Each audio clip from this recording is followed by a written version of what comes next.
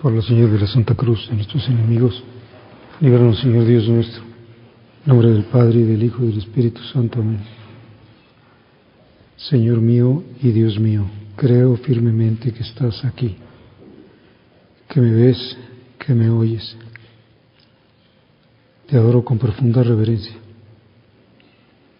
Te pido perdón de mis pecados y gracia para hacer con fruto este rato de oración.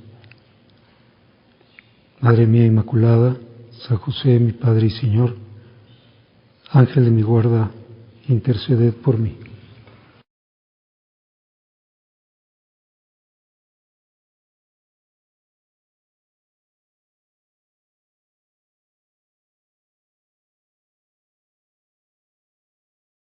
Vamos a meter en un pasaje del Evangelio que tiene lugar en el mar de Galilea, inmediatamente después de la multiplicación de los panes, que Jesús les dijo a sus apóstoles que se fueran en la barca y que se dirigieran a la otra orilla mientras Él despedía a la gente. Vamos a pensar que donde está Jesús se junta a muchas personas, como pasa a veces que se hacen como unas filas, como unas colas, ¿no? Que todo el mundo quiere saludar al obispo o al papa o al personaje. Bueno, seguramente eso pasaba, más todavía porque quizá algunos irían a buscar alguna curación. Y cuando acabó de despedir a la gente, subió al monte a solas para orar. Llegada la noche estaba él solo allí. Habían pasado por lo tanto algunas horas. Entre tanto la barca iba ya muy lejos de la costa y las olas la sacudían y el viento les era contrario. A la madrugada, habrán pasado ya no sé cuántas, 15 o 20 horas, Jesús fue hacia ellos caminando sobre el agua.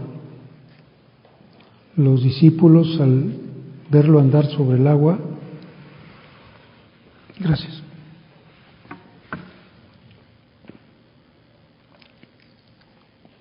se espantaron y decían: es un fantasma.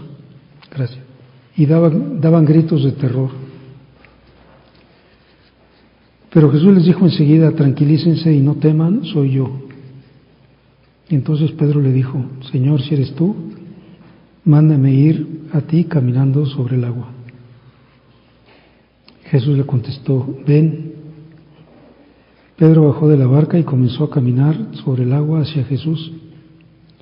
Pero al sentir la fuerza del viento le entró miedo, comenzó a hundirse y gritó: sálvame, Señor.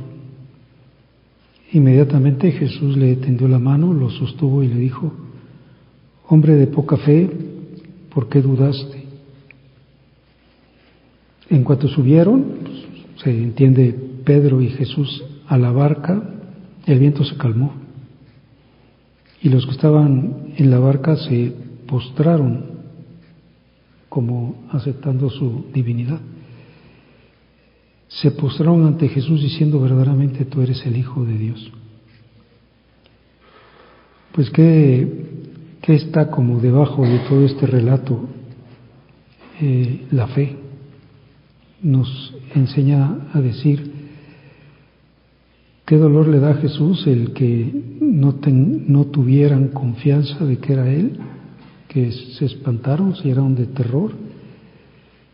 Qué dolor le da después la duda de Pedro y el reclamo que le hace: hombre de poca fe, ¿por qué dudas? Y le dará alegría la reacción de los demás apóstoles, que se arrodillan ante él y le dicen: verdaderamente tú eres el Hijo de Dios. Todo nos habla de la fe. Y podemos preguntarnos: ¿tú cómo te mueves en el mundo de la fe? ¿Qué tan natural se te hace para ti meterte al mundo de la fe y quedar inmerso en el mundo de la fe y vivir así, de esta manera, como decía San José María en Camino, dándote cuenta de que el mundo no tiene dos dimensiones, no es solamente ancho y largo, sino es profundo, la tercera dimensión, y entonces tendrás relieve, o sea, te metes a una realidad distinta. A veces podemos preguntar, ¿ya te fuiste? ¿O no te has ido? ¿Ya me fui a dónde?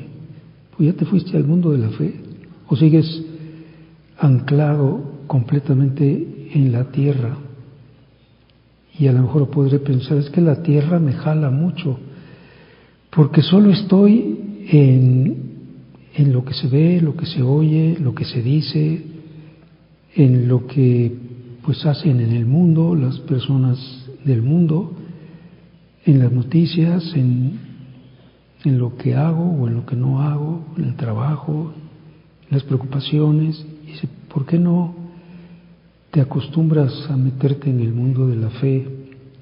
Porque hombres de fe hacen falta. Porque el justo, o sea, aquel que es agradable a Dios, vive de la fe, o vive en la fe. Pues el dolor de la duda, entonces, pues ya que no queremos darle este dolor y que queremos saber que nuestra vida, toda nuestra vida y toda nuestra vocación y toda nuestra respuesta arranca del grado de fe que tengamos, de la intensidad de nuestra fe, de la profundidad de nuestra fe. Y pues es una realidad que tenemos que estar ejercitándonos constantemente y preguntarnos muchas veces, bueno, yo soy coherente con mi fe.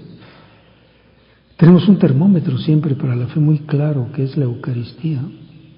Yo acepto una presencia real de alguien vivo en la Eucaristía, de alguien que siente, porque si eso sucede, lógicamente mi actitud será otra. Pero si mi fe se difumina, se desvanece, pues acabará siendo intrascendente la Eucaristía o la misa, sacrificio de Cristo. Quizá no venga mucho al cuento, pero una cosa que pues tristemente sucede a veces en los sacerdotes es que si no tienen estipendio para una misa diaria, por ejemplo, para la misa diaria, no celebran. ¿Por qué voy a celebrar si podemos decir entre comillas, no me pagaron esta misa, no me dieron los 500 pesos que cobro por la celebración? Y como no me pagaron esta misa, no celebro. Y pues que haya una liturgia de la palabra que la diga el seminarista o que la diga la monja. Y tenemos que decir, pues reza por los sacerdotes, porque no somos funcionarios, somos los testigos del mundo sobrenatural. Y si pienso que mi misa vale los 500 pesos, pues es un gran dolor, es una gran pena.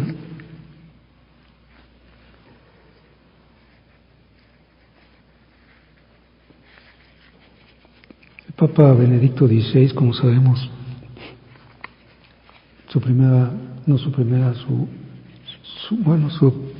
su última decisión fue establecer un año de la fe o decretar un año de la fe. Y ahí es cuando ya hicieron a 4 manos la carta Lumen Fidei con el Papa Francisco. Y antes había mandado un documento para anunciar el año de la fe que se llamaba Porta Fidei. Y pues son 2 imágenes muy bellas, ¿no? La puerta y la luz, que nos pueden servir efectivamente para tratar de comprender cómo ya te metiste, o sea, ya pasaste la puerta o sigues afuera, sigues anclado a la tierra. No, pasa la puerta, métete. Porque toda tu vida espiritual, todo lo demás, tu vida de oración, tu vida eucarística, pues va a depender de cuánto crees y de qué tan bien crees, qué tan profundamente crees.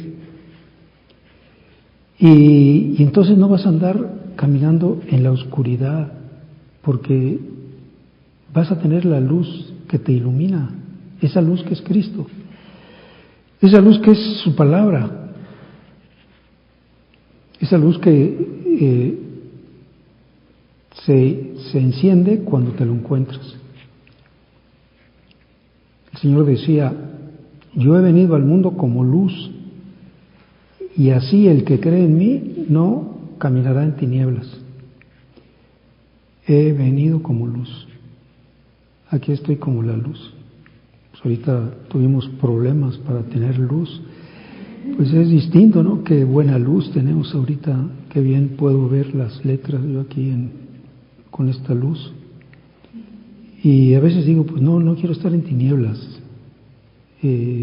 A lo mejor toda la mañana de hoy la pasé en las tinieblas, como tenebrosamente, porque pues a lo mejor la poca luz que tuve fue solamente la luz de mi razón, que no es completa, que te estás perdiendo pues, todo el mundo verdadero, todo el mundo profundamente real. Y por eso intenta no mundanizarte, no quedarte en las dos dimensiones, estar siempre cambiando. El que cree en mí no quedará en tinieblas. Y luego le dice a Marta: si crees verás la gloria de Dios. Si enciendes el switch de la fe, vas a ver a Dios, vas a ver a Jesús, porque la fe es ver. Todo empieza por el oído, pero es la luz de la fe, la luz que ilumina. Quien cree, ve. Y esa luz ilumina todo su trayecto.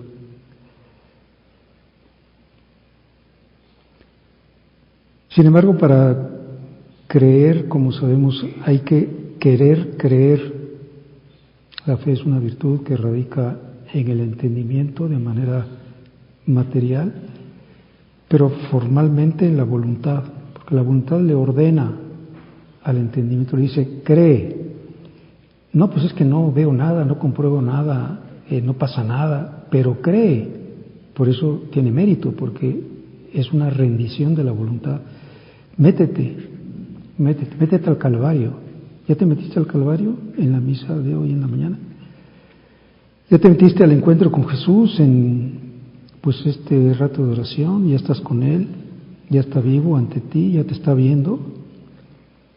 ¿Ya está sabiendo qué tiene en su corazón? ¿Qué te dice? Es luz, ilumina todo su trayecto. Tenemos otras luces, la luz de los sentidos, no estamos ciegos. La luz de la razón, pues, no hemos sido privados de la razón. La luz que a lo mejor nos puede iluminar también, la afectividad, ¿no? Como diciendo, bueno, una persona sensible a las necesidades de los demás, una persona misericordiosa, una persona servicial. Pero la luz de la fe, que es la que después acabará iluminando todas las demás luces. Decía el Papa Benedicto: es urgente recuperar el carácter luminoso propio de la fe, pues cuando su llama se apaga, todas las otras luces acaban languideciendo. Si no está encendida la fe, las demás luces se van apagando. Otro día leía una entrevista, oía una entrevista que le hacían a un fraile dominico que se llama Fray Nelson, que me parece que es colombiano.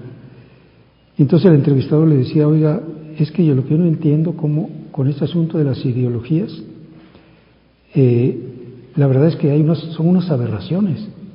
O sea, que un niño de 8 años pueda decir que le cambien el sexo, es una aberración, es decir, contra toda lógica, contra toda racionalidad, y que eso lo hagan a lo mejor científicos, médicos, legisladores que han tenido una gran preparación académica. Y le preguntaban, bueno, ¿y por qué? Explíqueme cómo es posible que caigan en esos extremos. Y le contestó con esta idea, que es esta idea del Papa Benedicto, que le dice, si se apaga la luz de la fe, se apaga también la luz de la razón. O sea, ya están haciendo cosas irracionales, cosas que no hacen los animales. O sea, mucho más bajo, barbaridades, además, podríamos decir como de lo más estúpido que hay, de lo más absurdo, de lo más elemental. ¿Por qué? Porque se les apagó la luz de la fe, porque no están proyectando de la visión de Dios. Pues ojalá que no se nos apague a nosotros la luz de la fe. Si se nos apaga la luz de la fe, caemos en las ideologías, es decir, en cualquier cosa que no tenga nada que ver con la verdad, con la realidad.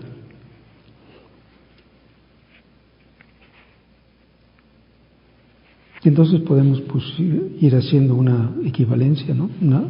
Es decir, ten fe, resuelve las cosas desde la fe.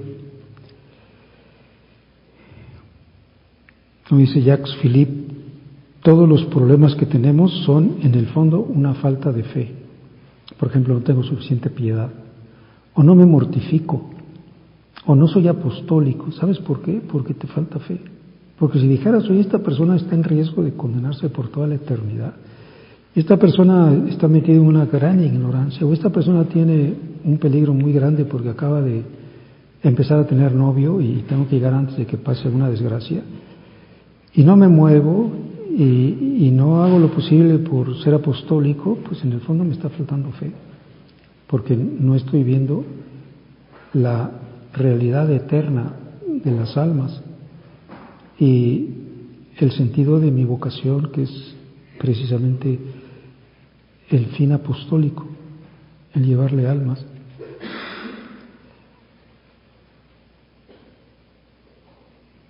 Si tuvierais fe, a veces decía Jesús también, por ejemplo,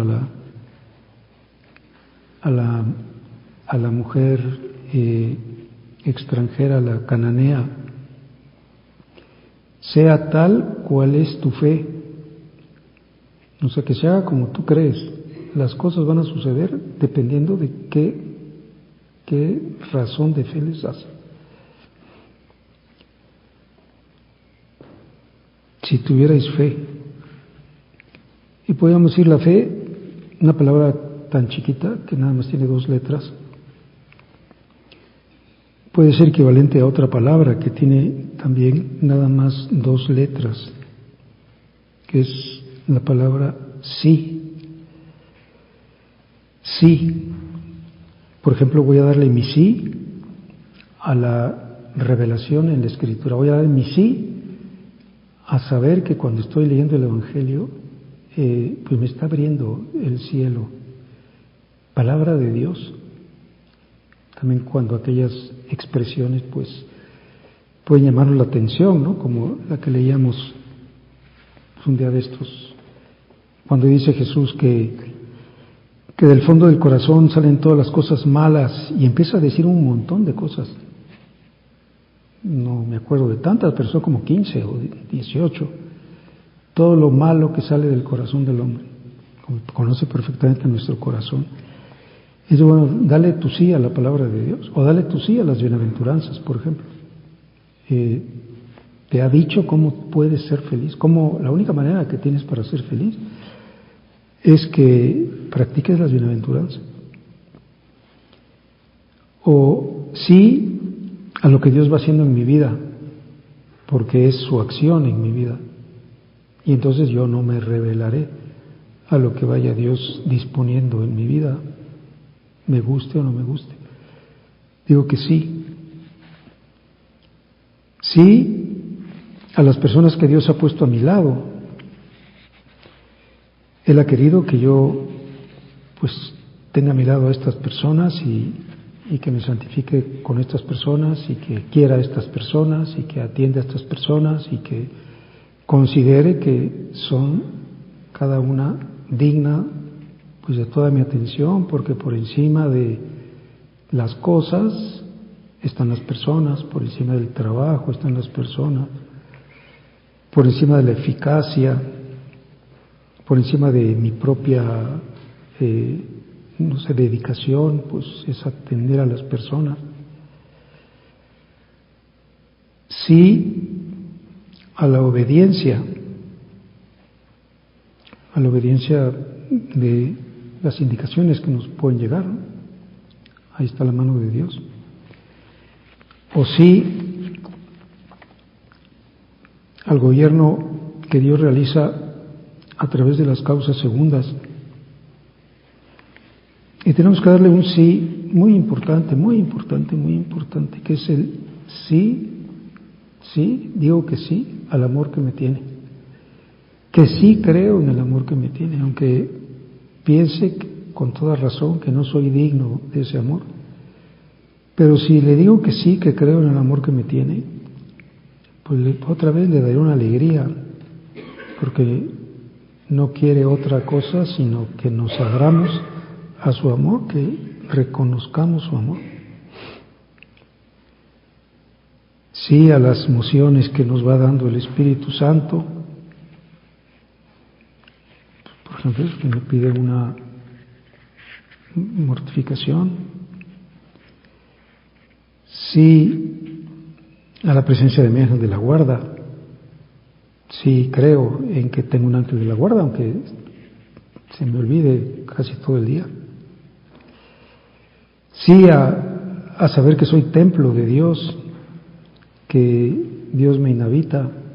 Sí a que Dios me ha hecho para ser feliz. Sí a que mi creación tiene sentido porque Dios ha dispuesto que yo participe de su misma felicidad. O sí, como decíamos, pues a saber mi instrumento para la salvación de las almas, que me ha pedido que colabore con Él en la tarea de la redención.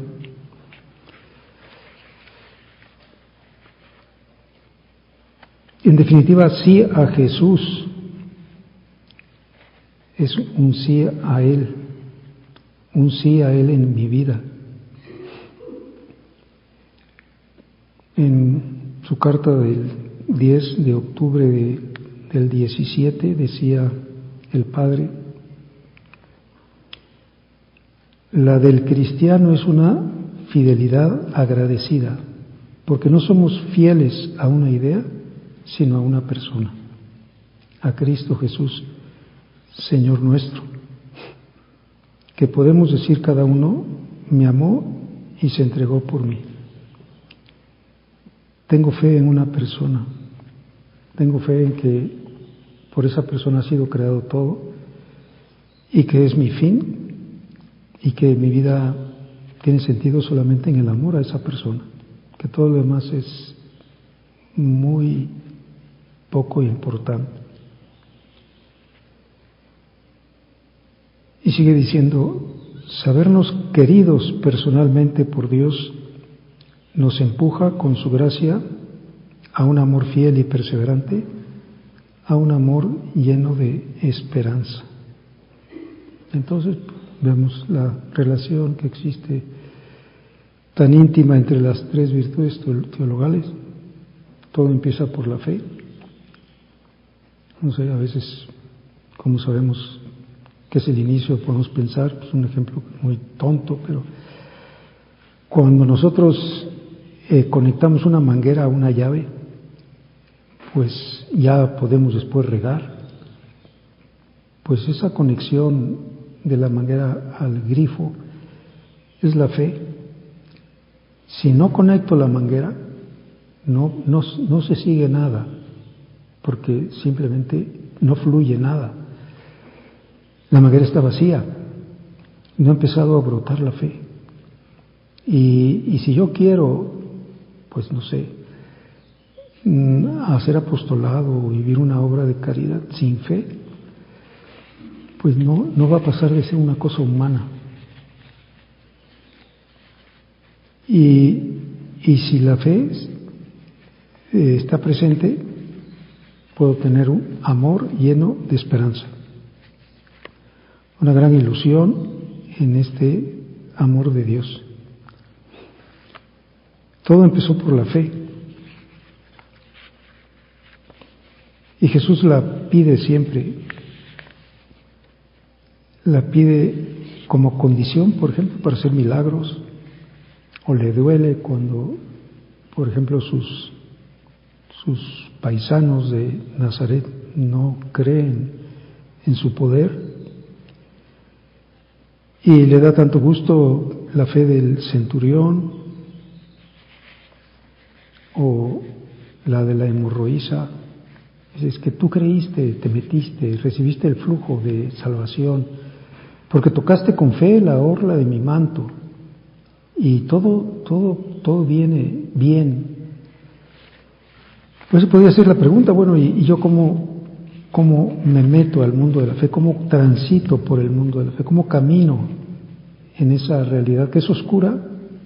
Porque si fuera totalmente patente, pues no necesitaría la fe, ya estaría, como esperemos que nos suceda cuando nos muramos, ya estaría con la visión, ya tendría la visión beatífica. Pero ahora me dice, confía, no temas, no me des este dolor, acostúmbrate, métete, camina de lo más natural por el mundo de la fe. Ojalá pueda decir todo el día estoy conectado en lo sobrenatural, todo el día estoy en comunicación con el Señor, en comunicación con la Virgen, en comunicación con el Padre Celestial, en la petición de ayuda del Espíritu Santo. Veo todo lo que sucede desde esta óptica porque me puse unos lentes que me llevan mucho más allá de lo que pueden ver mis ojos de la razón o el sentido de mi vista, porque desde que me bautizaron he recibido esta elevación y se trata ahora de que responda a las nociones de Dios y me ejercite constantemente en la manera de vivir de fe.